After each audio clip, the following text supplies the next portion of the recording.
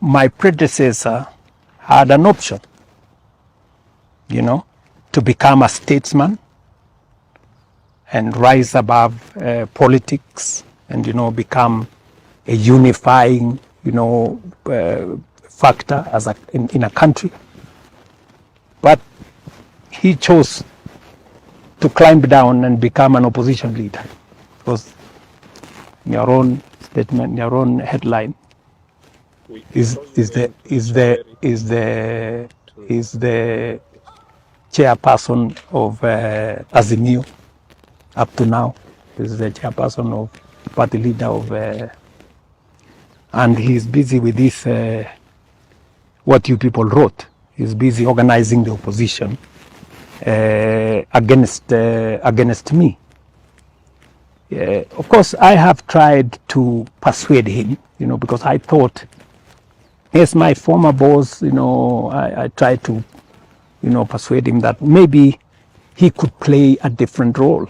In fact, I remember when I was thinking, about how to take Kenya to the next level, I went and sat down with the former Prime Minister. And I told him, you see, we are now the elders, we are the leaders of this nation. Why don't we work together, grow a bigger vision for Kenya, that then, we can hand over to the next generation of leaders. And the former Prime Minister was I must say, I must give him credit. He was up to it. In fact, he immediately told me, look, I am going to look for Professor Hino. But I agreed with the former Prime Minister that it is important that we look for the former president. And I went out of my way, I looked for him. I went and saw him first in Ichaweri. I also came and saw him in his office here.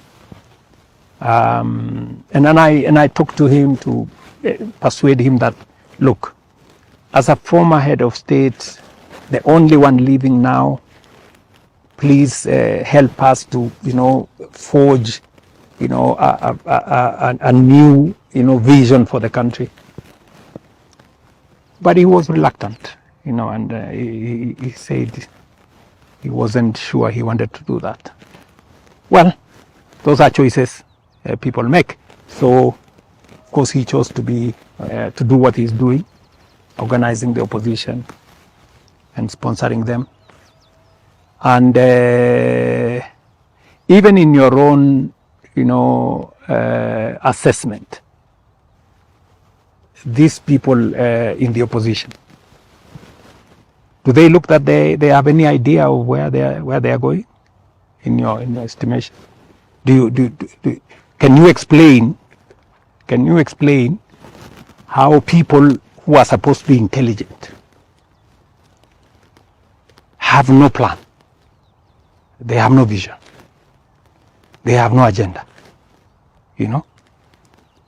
If you ask this one, he says, oh, I want to abolish Shah. Do you have an alternative?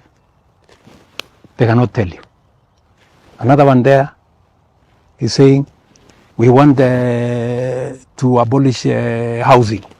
We want these houses to be broken down, or maybe, I don't know, done what. Do you have an alternative? What about the Constitution? The Constitution talks about housing. What about that?